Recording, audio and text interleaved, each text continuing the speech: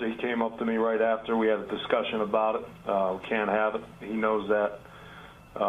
He went out and, wanted to fire up the kickoff coverage team and the defense. He knows we can't have it. Hey! And we welcome former Giant and Super Bowl champ Antonio Pierce. Antonio, how we doing? Good. Yeah? Giants got to win, so you can always come to a debate that's feel a little bit better than that. No No doubt. Right? You think Odell's being over-criticized? No. And he's bringing it all upon himself. I'll say this. I was at the game Sunday and watching it in person and seeing the emotions of that game, from the crowd booing because they couldn't get a first down, they couldn't move the ball, to Odell getting nicked up and hurt and out the game for a while, to when he caught that ball down the sideline and ran, and watching how he energized that whole entire stadium, defense, team, coaching staff. It's like this. He brings so much attention to everything he does, to what he says, to how he dresses, to his hair, to his play, that it's a shame, and I don't think we've ever seen this in New York in a long time, but he has the Giants by the throat. Because without him, they can't win. They won't win. You've seen that now. Yeah, he's been in for 3 years and have won a lot of ball games, but they don't have a chance. And it goes back to last year when Coach Coughlin didn't do anything about Odell and those 3 personal fouls. They understand as an organization that without this guy's emotion and fire, think about this. The week before when they played Green Bay, he was on good behavior. Really didn't make any big plays, nothing really fancy after they lost. He acts a fool. He does all that stuff on the sideline, and the entire team gravitates towards him. And it's crazy. And again, we make a lot out of the media about this kicking that he's kissing, that he's married to, he's proposed to, that he's loving right now. But at the end of the day, Odell's bringing this on himself because of the media market that he's in, and that he has the Giants by the throat, and there's nothing that they can do or anybody else in the New York market, maybe even the NFL, can do about this guy because of how dynamic he is as a player. Oh, you said a lot. Thank you for the Super Bowl, by the way. You said a lot, just then I want to respond to it. McAdoo, first of all, came out and said we live on Odell's emotion. I mean, the head coach is saying that we thrive off this guy's emotion. So you're right, he may have him by the throat. The answer to the question, is he being overly criticized? The answer is yes. He's being criticized out of proportion. But does he deserve criticism? The answer is also yes. Now, look, you bring up his explosive play and his greatness, and I'm sitting here saying he's the best in the business. You take whoever you want. I think my guy's better. Yep. Antonio Brown, Julio Jones, whatever. On the field, I don't think any of those guys are as good as Odell. I don't think they're as good. You know what I'm saying? I think he's number 1. But as Uncle Ben from Spider-Man said, with great power comes great responsibility. This is not Larry. You know what? Yes. I appreciate that analogy. Yes. I'm proud of you. You didn't bring up Shakespeare. No. You didn't bring up Socrates. Uncle Ben. It's actually in the Bible, too, though. Spider-Man. I'm good with it. I get that one. Thank you. Now, take Larry Donnell. Okay. Larry Donnell is a veteran tight end, and he pulls the same move that the kid from Louisville pulls. Right. Look at not fighting for the first down, and Odell Beckham Jr. bails you out on a slant, which he's done before, that he takes to the house. But then he acts a fool. He takes off his helmet and gets hit with a penalty that could have cost the Giants the game. So does he deserve criticism? He absolutely does. Is he getting too much? Probably, because he's masking some things on the Giants. I'll say this. When you won the Super Bowl, Antonio Pierce, Jeremy Shockey was a top 5 player at his position. So was Tiki Barber. And people thought, well, they kind of have the Giants a little bit because they're not Odell Beckham Jr. talents, but they're top 5 at their position. No. And what happens? When did the Giants actually win the Super Bowl? When Tiki left the team, when Jeremy Shockey got hurt before that But the reason we won is because we had talent. We had other talent around him. There's not a lot of talent on this team. Shepard's talent? No, I'm not saying get rid of Odell Beckham. I'm just saying that no matter how good a player is, if a franchise thinks they have him by the throat, they're wrong. No player is so important to a team that they become bigger than the culture of the team. If that's happening, that's a mistake. Well, what are we watching?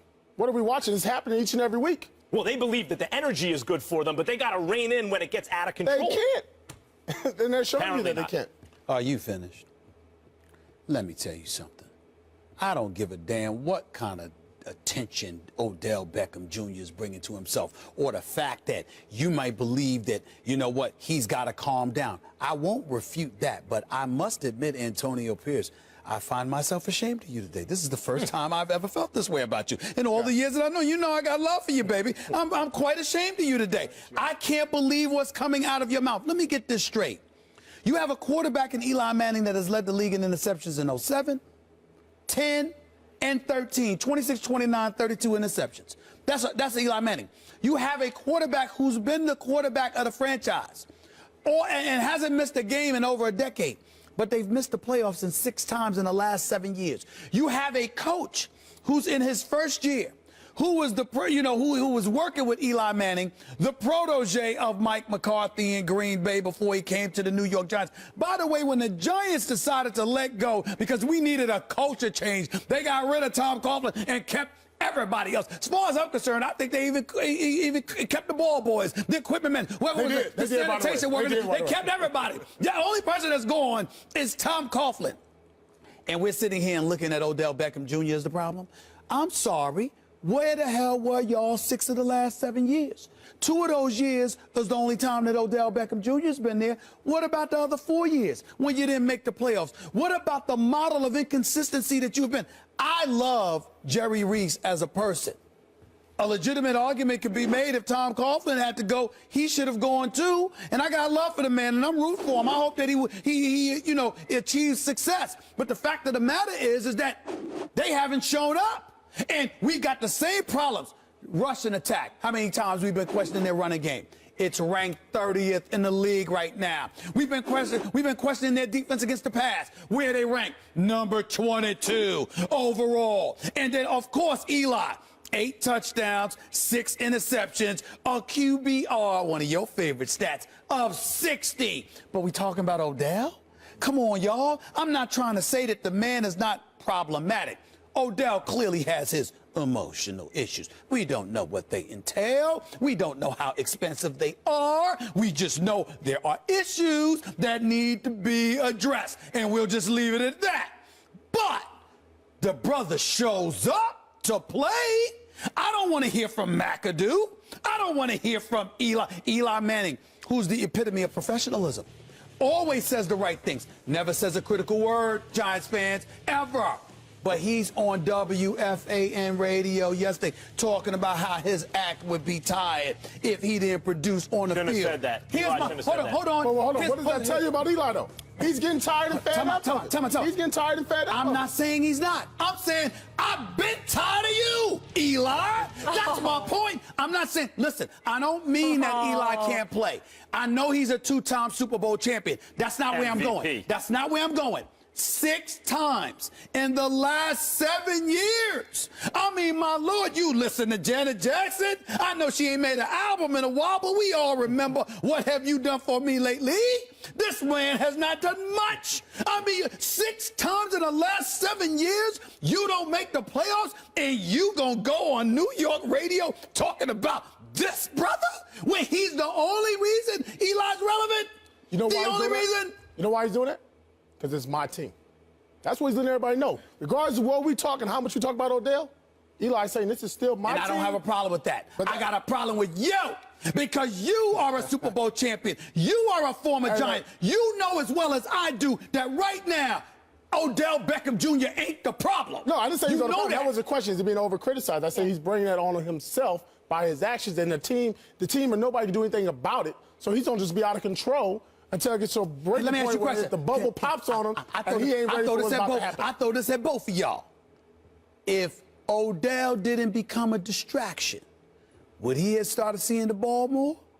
Would he have gotten? No, he would not have. There we go. No, he would not. I don't have a problem when Odell. That's what I'm saying. You saw what happened. I don't have a problem when Odell throws a temper tantrum on the sideline, yelling and screaming at coaches and players like, "Get me the ball." That's what I'm talking about. That's not a problem. I don't want the 50-yard I have a problem penalty. when he takes when he gets warned and then the next play seeks contact out of bounds. He could get thrown out of the game. I have a problem when he takes his helmet off, putting the other team in a position to potentially beat the Giants. All the other stuff is all good. Tell him to get you the ball, and Eli, get him the ball. I mean, and by the way, can you make it a throw that is not behind him or overthrow? You know, get him the ball. All right. Antonio, good times, right? Yeah, that was fun. Yeah. Of course, Des Bryant and Tony Romo should be moved at the end of the year. Why not? Move them while they have high equity. They've both been proven to be injury prone. And championships are about systems anyway. And that's how you win championships. Not with individual talent, but with systems. they should not trade Des Bryant. Why? Because in this league, you need a #1 wide receiver. Come playoff time, you're going to need that #1 wide receiver to take the pressure off the rookie quarterback and off the other receivers. Stephen A., if you want to trade Romo, you are simply inviting the problems from last year that we don't have a backup quarterback. Let's say, God forbid, Dak Prescott gets injured. Who's going to be our backup quarterback? Butt Fumble Sanchez? Please, me or you could throw better than him for the Cowboys. And Stephen A. Smith, I know you didn't have a gall to disagree with the great Donovan McNabb about Des Bryant being expendable. Of course he's expendable. If the quarterback is expendable, you know the wide receiver is expendable. And Stephen A., don't think I ain't got no suits. I'm coming at you. Only reason why I'm wearing this T-shirt is I'm honoring Stuart Scott, the late great Stuart Scott. I'm coming for y'all's first date. You honoring Stuart Scott there, of course. Stephen A., you're just inviting the same problems from last year. Listen to these folks, would you? The First Take Your Take viewer contest is here, and you just saw a few of our submissions already. We love them. Thank you so much for sending them in. And you could win a chance to debate the guys right here on national television. All you got to do, go to firsttakeyourtake.com, upload a 1-minute video with your your best sports original debate. Keep it clean, plus no music, team, logos, trademarks, copyrighted material. 2 winners will be selected by our show staff. Get busy. We could see you right here taking on these 2 at the debate desk. I like the brother with the Stuart Scott shirt on. Yeah. I thought he was a little innovative. I liked his delivery. I like what he had to say. Right now, He's your favorite? He's my favorite so far. You know what I like? He has flavor, and he didn't just regurgitate one of our arguments. He took something a step further, and he had a delivery. You know what else he did? He knows you 2 are wardrobe police, so he shut it down that he has suits, and he was just representing for Stuart Scott, which we appreciate. Yep, always. Cowboys rookie running back, meanwhile, Ezekiel Elliott has been a standout this season, going for a career-high 157 rushing yards this Sunday and helping Dallas get to a 5-1 record. Zeke has impressed his teammate Des Bryant, who told the Fort Worth Star-Telegram he predicts Elliott will rush for 2,000 or more yards this season. So where does Elliott's awesome start rank in NFL history? He's off to the 2nd best start ever through 6 games in terms of rushing yards, behind only Eric Dickerson. Wow. Stephen A. Or I'll start with you, Max. Can Zeke get to 2,000 yards? He can. To start this season, before this season started, Ezekiel Elliott was the choice of many as the #1 overall fantasy pick. Yep. #1 overall in your fantasy draft. If you go first, take Ezekiel Elliott. Why? Because he was a stud in college. Because he is fast, like his 40 time is fast. Even his, it's not always zigzagging, but boy, he can hit a hole.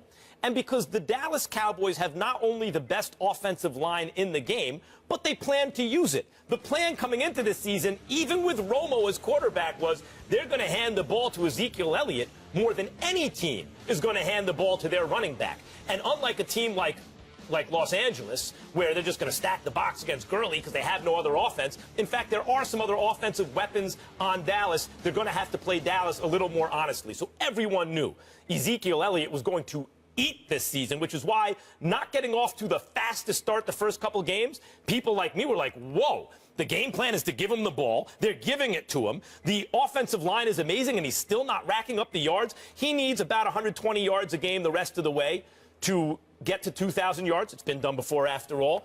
And I absolutely think he can get it. If you look at these holes the offensive line is opening for him, Stephen A., they're sometimes not touching him for 8 or 10 yards. It's not like he's breaking tackles. He's going through wide open holes with breakaway speed. He can get it. He's got 2 games against the Eagles coming up. He's got a game against the Baltimore Ravens coming up. He's got a game against the Minnesota Vikings coming up. He's got a game against the Giants coming up. And Detroit and Tampa. I'm quite sure he'll have a few hundred more yard-plus games. I'm quite sure he's going to get close to 300 carries because DeMarco Murray in his 1,845-yard season had 292 carries. He ain't getting 2,000 yards. It's not going to happen. Because somehow, some way, again, y'all don't understand who the Cowboys are and how they're going to mess things up.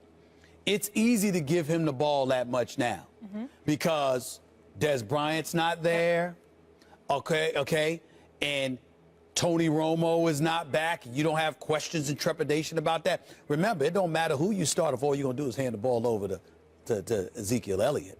But when you have to worry about that, okay, That's an issue. So Dak is going to be in the mood to prove himself, and they're having more and more faith in him and letting him venture out and take more risk and do more things.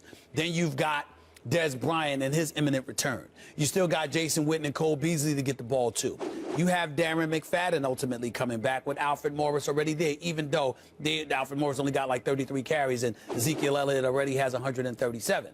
You got to be concerned about the fact that even though he's a rookie, he's a fourth overall pick in the first round. You're going to want to be cognizant and protective of him. So all of those elements that come into the equation are going to dissipate the number of touches to some degree.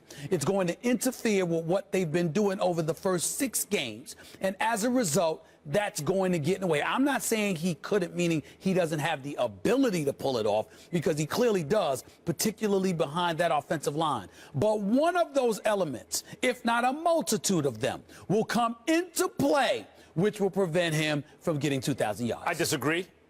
2 reasons. 1, the most impressive thing about the Dallas Cowboys this year, and you hear analysts say this, and sometimes it sounds like BS when you have nothing better to say, but sometimes it applies. The team doesn't know what it is, who they are. They don't have their identity. Dallas has its identity. It is a time of possession, ball control offense. You do that by running the ball. You know, you don't do that by taking shots down the field constantly. You do that by handing it to a dominant back behind an excellent offensive line and with a quarterback that's not going to turn the ball over. That's exactly who Dallas is. That's how they're having their success. And furthermore, that's just the execution of the game plan heading into the season. This is who they wanted to be and planned to be, and now it's successful. That's 1. 2, in terms of being protective of the running back, you're not protective of your running back. Well, they spent a high draft pick on him. What you want to do with a running back is use him up before you have to pay him.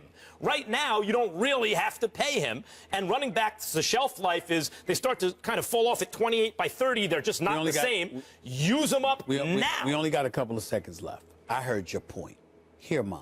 Number 1, you wanted to do that primarily to protect Tony Romo.